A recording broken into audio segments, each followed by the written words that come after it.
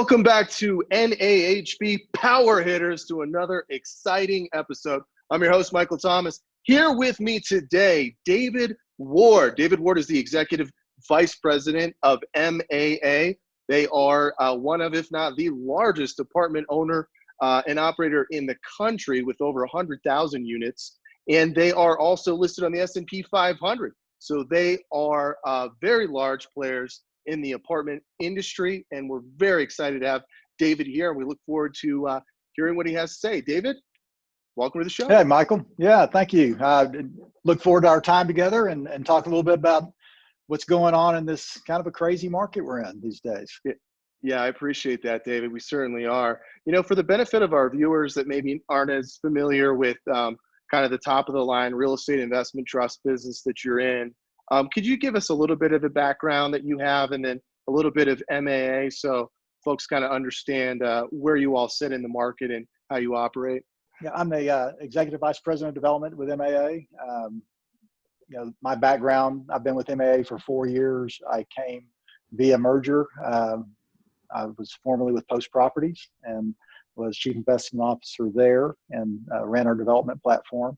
And through the merger, we were able to bring our entire team over to MAA. MAA did not have a development platform at the time, so that was a really good outcome to be able to come to work for a great company like MAA. Prior to that, I was a merchant developer with JPI for several years and ran a division for them. And been in this business for 25 years plus, in apartment business. I've been doing it for a while. I'll start with MAA. MAA is, as you mentioned, actually the largest private owner of apartments in the country. We have just over 100,000 units in 30 markets. Our primary focus is on the Sun Belt, Mid-Atlantic. And the company is a real estate investment trust, publicly traded. And we're about the fourth largest from a market cap standpoint, probably about $20 billion enterprise value. We've chosen to focus on the Sun Belt as our market, while many of our peers have focused on the gateway markets. So we are a little bit unique in that regard. It's a little bit more defensive position that it's proven today for us. And so we've, through this downturn, it hasn't been great for all of us, but we've kind of been faring better than a lot of folks these days. So it's, again, interesting times. And when you say the Sun Belt, I was looking at some of your markets that include, it looks like you've got Texas is a fairly, decent, showing their properties. What are some of the other ones that are, I guess, larger state-wise for your portfolio? So probably our biggest markets would be Dallas, the Dallas-Fort Worth area, Atlanta, North Florida. We reach all the way to Phoenix, a little bit in Vegas. Denver's a market for us. Pretty strong coverage in Houston, Austin, and Carolinas, big markets for us. And then we reach up to DC as well. Are there any, other than probably following all the CDC cleaning requirements and, which everyone seems to adhere to for the most part, are there any other specific things you've had to change in your management during these times? Like, for example, virtual leasing, or have you seen some shifts in behaviors?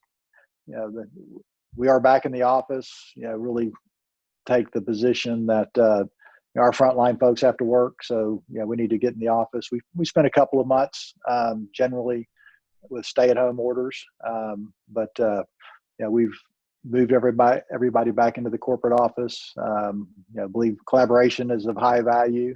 It's a little different, interacting with masks and the protocols we deal with, but we're adjusting and getting used to it. But we're back in the office working. Now, that's probably been the a silver lining that's out there in terms of accelerating the technology platform for self-tours and virtual leasing. When the pandemic hit full on, we closed our offices to the public. However, the offices were still open, and we quickly pivoted towards virtual leasing. Obviously, we saw a pretty strong downturn in leasing initially.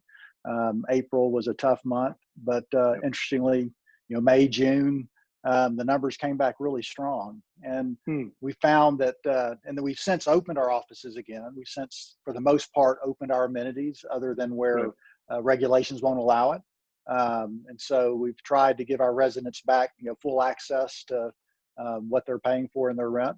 And but long term, it's interesting. The virtual portion of the leasing, which is something we were already working on, has really stuck. And find a lot of folks prefer to do that. Yep. Obviously, a lot of folks prefer in person as well. But I think that will be a long term acceleration. That using that technology in the future. Yeah, And should draw some efficiencies to the bottom line as well. Right. It's very interesting to hear you say that. How does that work? I'm just curious. I don't know if you know on the sort of boots level, like is it a local office, personnel taking their phone around, or is there something more sophisticated or a platform, or how does that work? Well, initially it was definitely the leasing agent, leasing associate taking their phone around, literally holding it up and doing the virtual tour, because we didn't have that, that technology. And obviously the web sourcing will provide the interaction in terms of the information, and then the phone. So between those technologies, we pieced it together, and we're able to provide that service. But as we move forward, we are updating our technology platform and a lot of our communities, which has been something that we were doing beforehand, to enable remote locks, remote access, so that it'll be more of a seamless process for a resident that desires that level of touring and that interaction with our staff. So it's something that like I said, we're accelerating the process, but it's becoming more and more seamless by the day. That's great. Yeah. And I did have a question for you about the smart technology, because I saw that you were going through, I think, a revamp or remodel with existing properties. And I imagine your new construction is just going to have it in there. Is that, at this point in time, is that more of a defensive strategy, or is it more of a differentiator? Hey, we're doing this, and this is, a value differentiator in the market. Yeah, we see it as a differentiator today. We are actually, we look at that from a return standpoint on our retrofit. We're making an investment in technology. We need to get a satisfactory yield on that investment, and we are finding that the residents are accepting that. And so we see it as a good business decision as to way to enhance the product, deliver a valuable service to our residents, and then help the bottom line as well. And then, as you said, our new properties, we're probably doing the same thing in the units, but we're also expanding it to provide for that future proofing, so to speak, for the more of the seamless self-touring technology. And again, that aspect, there are some things that we can do on a new build basis that are more difficult to execute on a retrofit. What has surprised you from the development angle through all this, we've experienced in the pandemic, starting this year? Yeah, when this hit, I really thought we would see a pretty dramatic slowdown in starts. I thought we'd see a dramatic reduction in competition for new sites.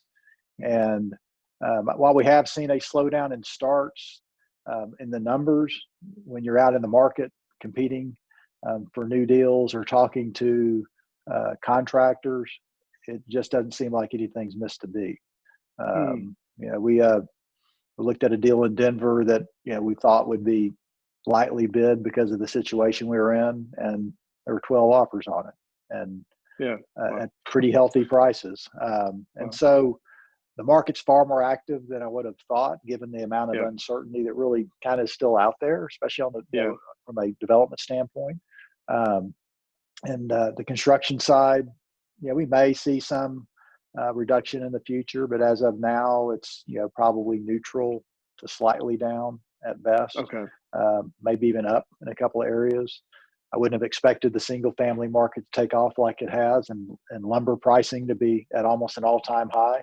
That seems pretty counterintuitive to where we are, and that obviously affects what we're doing in the construction side on multifamily. So, there's a lot of cross signals that are still out there that are yet to be resolved. They're a little bit not what I would have expected going into this. So, good news is that's pretty positive. Everybody's pretty optimistic about the future and going forward. So we'll take that from a very positive note, but it makes for a very highly competitive and challenging environment from a decision-making standpoint on the next new deal. Yep. Yep. I could see that. I mean, it's very, very different than the recession was, the Great Recession. Interest rates are really low. Yeah. You're in that business, so you can see that that provides an opportunity to expand the financial engineering of a deal. For sure. And then there's just people. There's a lot of desire for yield, so there's a lot of money that's chasing yield right now still. Yeah. And development's attractive from that perspective versus probably some other alternative investment options. Right. And speaking of yield, do you have a range that you try to target, or you try to hit a specific return on your deal? Yeah, I mean, so we try to hit a 6% plus stabilized yield. Okay. And factoring a lot of things, into that to come up with that number. We're pretty sober underwriters. We look at a lot to do a little. And so, our perspective is we really need to deliver that. So we know how to build, we know how to execute the process. We're at the mercy of the market, and that's what we're guessing on. And so, we really try to take a pretty sober view of that and underwrite, probably more conservatively than some other folks. So like I said, we look at a lot to do a little, but our outcomes are pretty good as a result of that. But right now chasing a 6 feels pretty good. Those 6s are hard to come by right now. Yeah, no, especially in Denver. I know. I've seen Denver's particularly tough. I've seen those offers, and you're like, how would these numbers work if someone bought it? And, it is. The cap It's rates are so mind-boggling. low. You're correct. Yeah. Have you seen any slowdown, or have you had to slow down any of your, whether it's your renovation value add or your new construction activities? On the new construction, we saw a little bit of a pause, but not that much. We weren't in any municipalities that had required work stoppages, so we were fortunate in that regard. But I think initially we saw labor really fall off for probably about 30 days. But as the contractors put protocols in place for safety and for the workers, the workers want to work, and so they were anxious to get back. And we really through those changes, going to shift work to reduce the number of staff on site or workers on site at a given time, things like that. That's really helped keep the productivity up. And we really have not seen, in hindsight, any material changes on our schedules or on our costs. Supply chain, we've seen some minor disruptions. We're still waiting on a half a dozen appliances at one property that we needed. The lighting, things like that, but nothing that we haven't been able to work around without much of an inconvenience. How many, I guess, overall, roughly, units do you have under, somewhere in that development pipeline process at any given point? Yeah, we've right now we've got 6 properties under construction. It's about 500 million in development, another 2 in lease up, and about 4 in pre-development that we're working on today. Our desire is probably to have between 600 and 800 million of development at any given time. That's the comfort level that we have as a public company.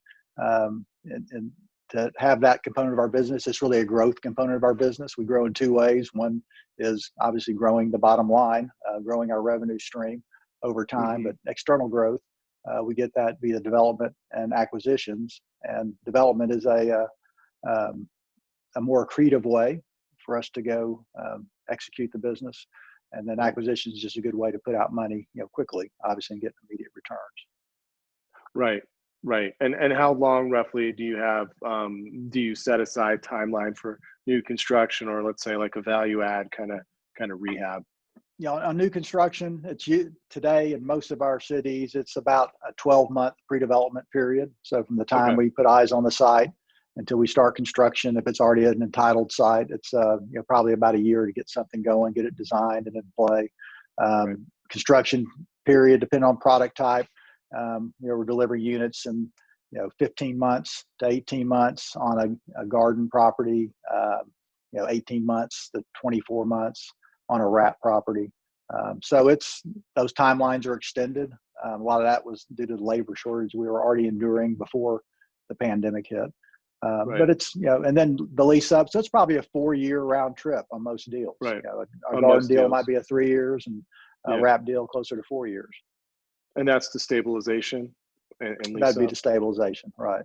Clearly, with so many folks working from home, and does that bake in some new design thoughts of, I don't know, more of a built-in office, or how you do community amenities and public spaces? Does that come into play yet, or is it too early to tell? I think the aspect we're seriously looking at, and it was something that was already kind of in play, is providing private offices and amenity spaces that would be either free or for rent on a more permanent basis associated with someone's lease. So we've got a couple of retrofits in that regard going on. The open area workspaces, we were already doing that as well. With distancing, that might be less popular, so we're trying to evaluate how that works. And then within the units, I think you need to do something beyond just incorporating a desk. Nobody wants to sit at a desk and look at a wall. So we are evaluating, does the one den get a larger unit share than it has in the past? That's been a unit that hits sometimes and misses sometimes in the past, but I see that maybe more of a hit. Because I think people really want more of a full-size space to work from versus just a cubby in the corner. So we're evaluating that. I think we'll experiment with that. But I do believe that the telecommuting will become a larger and larger part of the workforce in the future. The one that we're working on today just is a community where we developed a phase 2. And we moved the existing leasing office to the new phase. So that freed up some space in the old community area. And so we are taking that space and retrofitting it into private offices and workspaces as really our first experiment in that regard. Then on our new builds, we are examining more of those spaces in the common areas. So maybe you have a smaller, quote, community room. And some dedicated workspaces where people can distance and be private. Again, either on a day use basis or on a more permanent basis with their lease. How do you continuously evolve what is delivering value to tenants once they're in? I mean, is there sort of I don't know, are there surveys, are there ways to kind of gauge their engagement with these amenities? Yeah, that's a great one, because we've taken those same surveys, and so the gym is what we call an aspirational amenity. Right. You ask people, what's the most important thing, and half of them will tell you it's a gym, and then only 10% of them will ever step foot in it. But from it's almost a sales walk. It's a pitch you're making. Hey, look at this great expansive gym, and so we continue to invest more space into those areas. Make sure we're keeping the equipment updated and of excellent quality.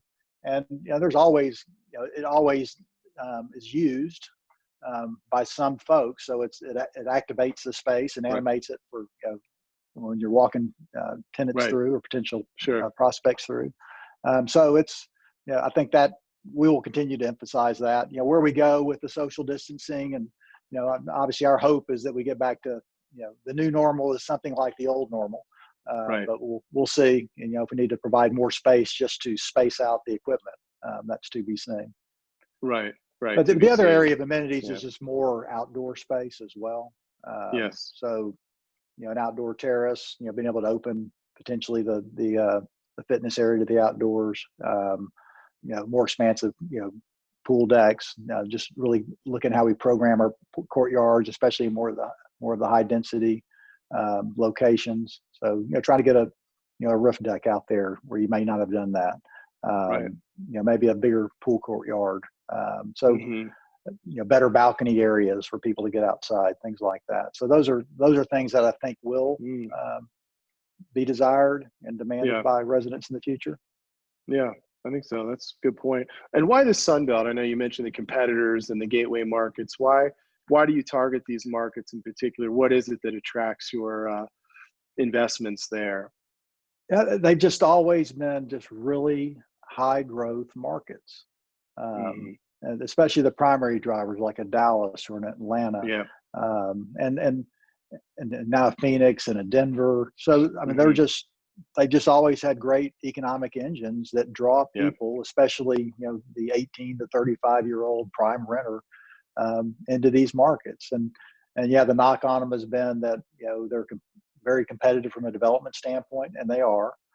But over time, it's a niche that we've carved that we've really been able to excel in as a Yeah. company. And so while a lot of our competitors threw all their eggs in the coastal basket, and a lot of them actually abandoned the Sun Belt, Yeah. we've chosen to say, well, this is our playing field, and we can excel here. It also Yeah. becomes a defensive play during downturns. Mm-hmm. And for whatever reason, our lows don't seem to be as low as some of the other markets during downturns, and so that's been brings some stability to our cash flow. At the end of the day, that's what we're delivering to our investors is a predictable, as much as it can be, cash flow stream. Yeah. Yeah. That makes a lot of sense. I mean, the delta between a unit in Denver and San Francisco is what? I mean, $2,000-$3,000 probably for any given Yeah, bedroom type. no, it's a big gap. It's a big gap. Yeah, it's huge. It's huge. Yeah, it's great, and it just makes me wonder about suburban development. I've been reading articles about suburban multifamily development could be the next boom. Boone area and development. Do you see that as a possibility, that will become a much larger Yeah, development? I think we were already seeing it, Yeah. and we'll see if the long term impact of the pandemic pushes more people out to the suburbs. The suburbs are often more affordable rather. A Yeah. lot of the urban environments have become pretty pricey, and so Yeah. that's a draw as well, just affordability. Yeah. So I think we'll continue to see that. Affordability is obviously a big hot button these days, and Right. so I think you're just going to continue to see both. The Okay. market appears to be deeper right now in the suburbs. One, because you have more residents than it can afford the price point. Yeah. And the suburbs are generally larger than the urban areas in general, more Right. submarkets. Yeah. What's the rough percentage of your developments in more suburban versus, urban environments? Yeah, lately it's been more of a bias towards suburban. I think we've Mm-hmm. got 2 properties out of 6 that are currently under construction that have a structured garage that are more of a high density product. The others are 4-story surface parked or 3-story surface parked, more suburban. Yep. We try to, in our suburban locations, try to be near employment centers, near transportation nodes. So it's we're not greenfield developers. We typically want to be closer to Yep. a reason to be there. But I'd say it's 50-50 and probably going to be that mix in the future. Is there more of an opportunity, do you think, to build multifamily communities that do cater more to families? And that's an interesting one as well, because generally what we see is when people, a movement from a multifamily to a single family lifestyle, that product choice is usually the result of a family change. I got married, or I'm Right. having a child, and so it just seems to be a preference towards that single family Right. structure, either for sale or for rent. Right. And so, I think the evolution that you're seeing now, it's a product that we're not in and probably don't plan to get in, is this whole single family rental. I think that's what's filling Right. that niche right now. Interesting. Okay. And we've not really seen, just kind of in the big picture, our turnover for people moving out to buy or rent a home is pretty low. It's basically below historic standards, Okay. and our overall turnover is at or below what it's been historically as well. So we've not really seen any migration of the millennials out. We've got folks that are moving in to replace as people turn over. So I mean, there's been some publicity around people making payments and things like that. I mean, and there's also, again, more subsidy stuff on the table with Congress. And the shutdown hit, when the pandemic hit, when the furloughs hit, we were pretty intentional about reaching out to our residents and letting them know that if they were impacted either directly by the virus, were ill from it, or if they were economically impacted, that, we wanted to help them. We wanted to work with them. And, as a result of that, we probably had, 5,500 folks, residents, so out of 100,000, so it's 5.5%.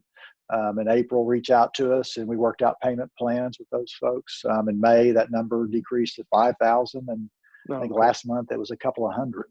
So, wow, great. So so I think the programs are working. Obviously, if 5,500 folks asked, I guess you could imply that was the level of impact in our, in our portfolio. There's probably some folks we didn't hear from as well, I'm sure. And it was good to see that, the need decreased, but, our collections overall were, really, really strong. I'd say only slightly off what would be historical numbers. I think we're in the 99% collection range. And, and so, do we still have concerns in the future? Sure. But man, if you had told me, back in March that this is where we'd be sitting, I wouldn't believe you. So it's, clearly exceeded our expectations, but, we're also talking about, it's a less negative outcome. So there are, rents have been under pressure. We've fortunately been able to continue, growth in that area, but it's, not, we're not having the year we thought we'd have at the beginning of the year, clearly. Sure.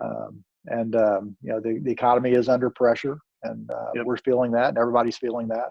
And, we just, hope we can, continue to, be the top of the heap in terms of our performance, and we've done a pretty good job of that so far. But, a guide for the future, there's concern, and, hoping that, we get a vaccine for the virus soon, and life goes back to normal, but it's going to be a little while. So we've got potential for, some challenges ahead, but we feel like we're in a really good place as a company to face those. Do you think that the value add opportunities might open up more? Well, I can talk about our own redevelopment program. We have a broad range of assets, and many of those fit in that value add definition. And so we do redevelopment, going in and enhancing the kitchens and baths. And we hit the pause button on that when the world looked like it was coming to an end. And then but we've restarted those programs, and we're watching it very closely, and we'll hit the pause button if we don't get the yields that we want. But so far, after restarting, we're getting the returns we need. So we plan to continue that program per plan right now. Okay, great. Good. That's good to hear. Thank you so much for coming on today. I feel like I learned a lot about MAA and really just what's going on in the apartment business today, both in terms of development and ownership and management. Just a lot of great information. Thank you so much for coming on. Really appreciated having you as a guest on our show. No, Michael, I appreciate it. Pleasure's all mine. Really enjoyed our time together. This was a great episode of NAHB Power Hitters. Wow, I learned a lot from David Ward at MAA. That was very exciting. Thank you all for tuning in. Of course, please come back and see us for a future episode here of NAHB Power Hitters. I'm your host, Michael Thomas, signing off.